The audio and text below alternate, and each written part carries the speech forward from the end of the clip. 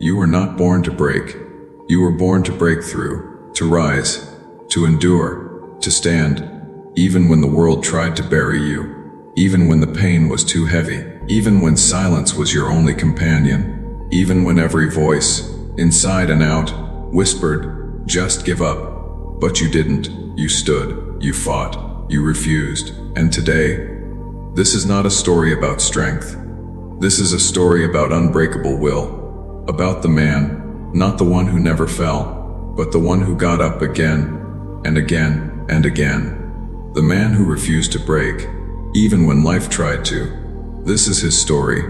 And if you're watching this, it's your story too. Because somewhere deep inside, you've already lived it. Let me ask you something.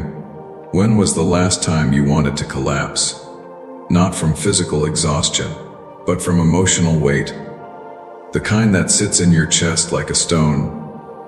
The kind that makes you stare at the ceiling at 3 a.m., wondering if anyone would even notice if you disappeared. Maybe it was after the breakup, after the job loss, after the betrayal, after the diagnosis, after the silence from someone you loved more than yourself. Maybe it was after you gave everything and still ended up alone, broken, empty, and in that moment, you didn't cry, you couldn't. The tears had dried up long ago. You just stopped, breathing, feeling, believing, and somewhere in the dark, you heard a whisper, "You can't do this anymore." But you did.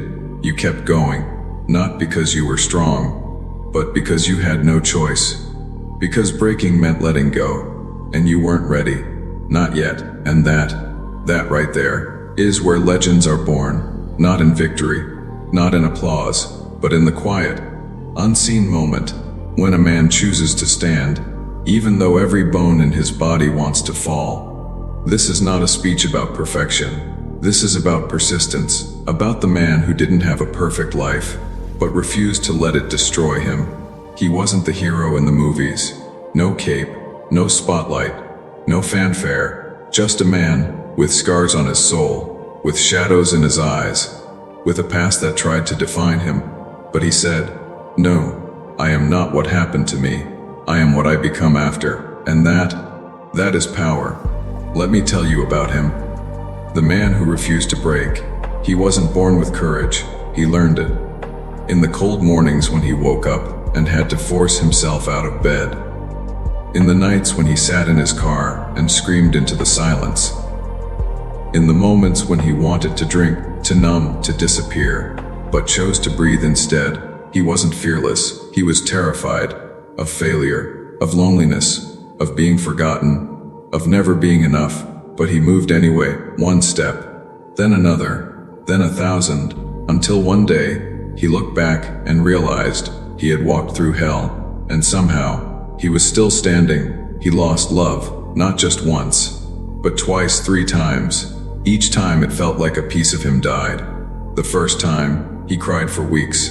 The second, he went numb. The third, he didn't react at all. Not because he didn't care, but because he was learning the hardest lesson of all. You cannot control who stays. You can only control who you become when they leave.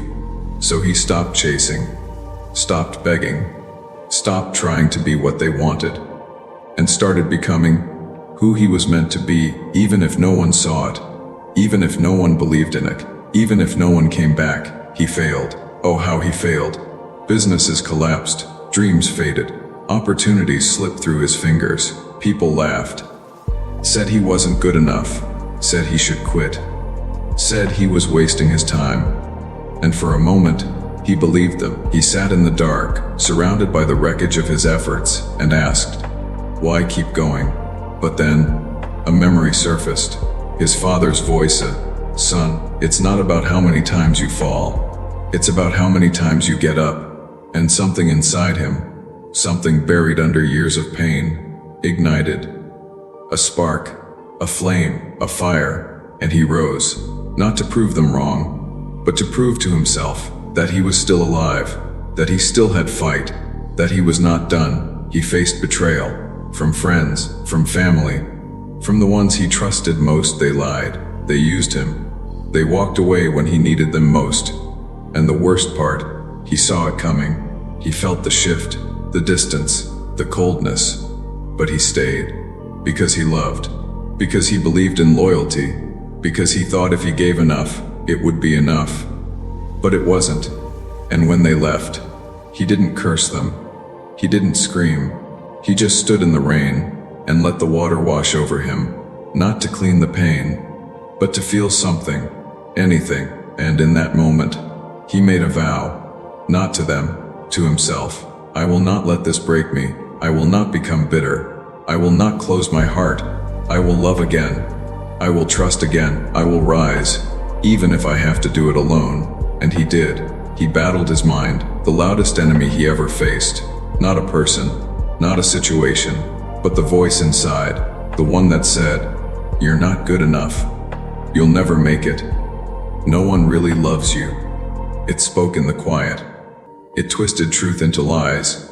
It made him question his worth every single day. And there were nights when he stood on the edge, not of a building, but of surrender, when he thought, maybe it's easier to just stop. But then, he remembered the boy he once was, the dreams he once had, the fire that once burned so bright. And he whispered, "Not today. Not today. Not today." And he fought, not with fists, but with breath, with journaling, with therapy, with prayer, with the courage to say, "I need help." And that was the bravest thing he ever did. He carried grief, not just for people who died, but for versions of himself that did. The version who believed in love, the version who trusted easily, the version who hadn't been hardened by life. They were gone, buried, and he mourned them, in silence, in solitude, in the quiet moments when no one was watching. But he didn't let grief define him. He let it refine him, like fire-shaped steel, like storm-shaped mountains. Grief didn't make him weak, it made him deep. It made him compassionate. It made him understand pain, not as an enemy, but as a teacher. And from it, he learned empathy. He learned stillness. He learned how to sit with someone else's suffering without trying to fix it. Because sometimes, the greatest gift you can give someone is simply saying, "I'm here. I see you. You're not alone." And he became that man. He faced poverty, not just lack of money, but lack of hope. There were days he ate one meal, drove with a quarter, tanked to save gas, wore the same clothes for days, felt the shame of not being able to provide, of not being enough as a man. And the world, it judged him, looked past him, treated him like he was invisible. But he didn't beg. He didn't complain. He worked harder than ever, took jobs no one else wanted, swallowed pride, swallowed pain, because survival isn't about comfort. It's about choice. The choice to keep going, even when you have nothing. And one day, he looked in the mirror and saw not a broken man, but a warrior, scarred, tired, but unbroken. And that was victory. He endured illness, not just physical, but emotional, anxiety that gripped his chest like a vice, depression that made the world feel gray, moments when getting out of bed felt like climbing a mountain. Doctors prescribed pills, therapists offered tools, but healing from the decision, day after day, to show up, to move his body, to speak his truth, to say, "I am not my pain." He didn't heal overnight. It took years, setbacks, relapses, but he never stopped. Because healing isn't a destination, it's a daily rebellion against the lie that you're broken beyond repair. And he proved, over and over, that he was not. He became a father, not just to a child, but to himself. He learned to parent the little boy inside him, the one who was hurt, the one who was scared, the one who never got the love he deserved. He spoke to him, comforted him, protected him, taught him, and in doing so, he healed generations. Because a man who heals himself doesn't just save his life, he saves his lineage, his children, his future. And that is legacy. He stopped waiting for permission, for validation, for someone to say, "You're ready." He realized no one was coming to save him. No fairy tale, no miracle, No sudden breakthrough, just him, and the choice, every single morning, to keep going, to build, to grow, to love, to fight.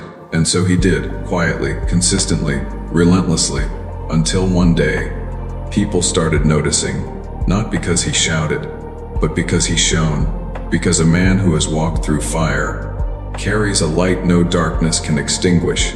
And when love finally came, it didn't come because he begged, it came because he was whole, because he was no longer looking to be filled, but to share. And when he held her hand, it wasn't with desperation, it was with peace, with strength, with the quiet confidence of a man who had faced hell and still chose to love. When success came, it didn't come because he chased it.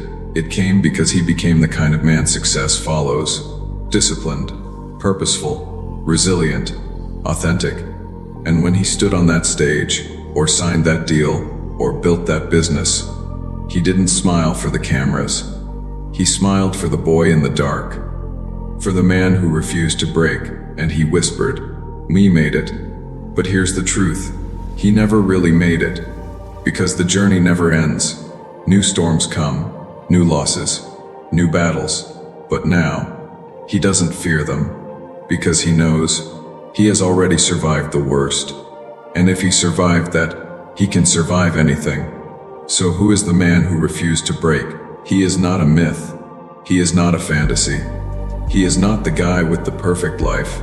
He is the one with the broken heart, who still shows up. He is the one with the empty bank account, who still believes.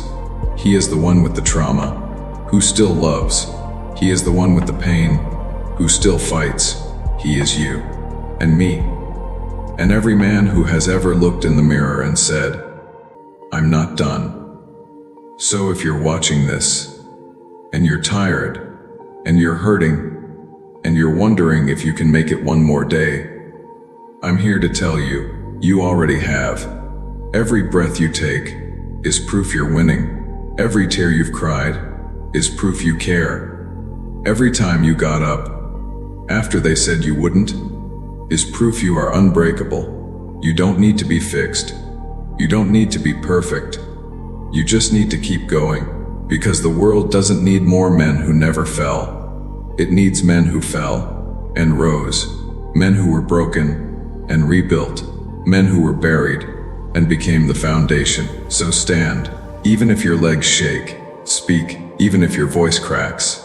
Love, even if your heart has been shattered. Build, even if you start with nothing. Because the man who refuses to break is not born, he is forged. In fire, in pain, in silence, in the moments no one sees. And when he finally emerges, the world will feel his presence, not because he shouts, but because he is solid, real, unshakable. You are not broken. You are being broken open, so the light can get in, so you can see clearly, so you can love deeply, so you can live fully.